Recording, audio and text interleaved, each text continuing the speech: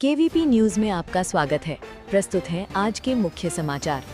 Supreme court ने आरक्षण में क्रीमी लेयर को लेकर अहम टिप्पणी करते हुए कहा कि अगर माता-पिता आईएएस जैसे बड़े पदों पर पहुंच चुके हैं तो उनके बच्चों को लगातार आरक्षण का लाभ क्यों मिलना चाहिए। कोर्ट ने कहा कि शिक्षा और आर्थिक रूप से मजबूत हो चुके परिवारों के बच्चे भी यदि आरक्षण लेते रहेंगे तो समाज कभी क्रीमी लेयर की स्थिति से बाहर नहीं निकल पाएगा।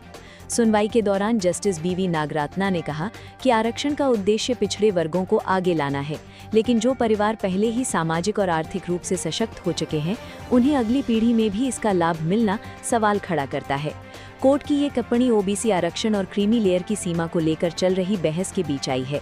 नीट यूजी पेपर लीक मामले में सीबीआई ने पुणे की फिजिक्स टीचर और एनटीए की एक्सपर्ट मनीषा संजय हवलदार को गिरफ्तार किया है। ये इस केस में 11वीं गिरफ्तारी है। जांच एजेंसी के मुताबिक हवलदार को परीक्षा के फिजिक्स पेपर तक पहुंच थी और उन्होंने कथित तौर पर सवाल दूसरे आरोपियों तक पहुंचाए। सीबीआई अब उन छात्रों और लोगों की सूची तैयार कर रही है जिन्होंने पैसे देकर पेपर खरीदा था।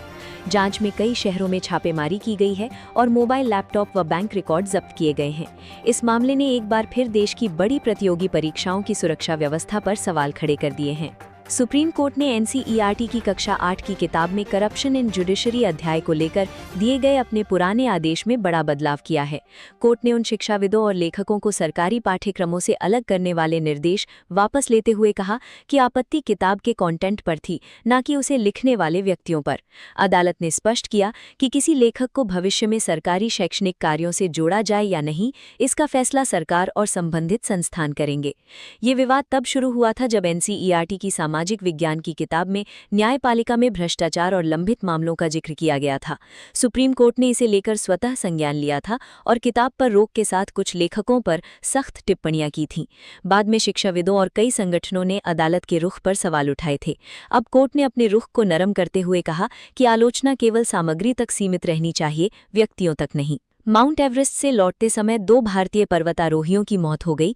मृतकों की पहचान अरुण कुमार तिवारी और संदीप आर्य के रूप में हुई है। दोनों ने सफलतापूर्वक एवरेस्ट फतह किया था, लेकिन उतराई के दौरान अत्यधिक थकान और ऑक्सीजन की कमी के कारण उनकी तबीयत बिगड़ गई। नेपाली अधिकारियों के मुताबिक शेरपा रेस्क्यू टीम ने उन्हें बचाने की पूरी कोशिश की, लेकिन सफलता नहीं मिल सकी।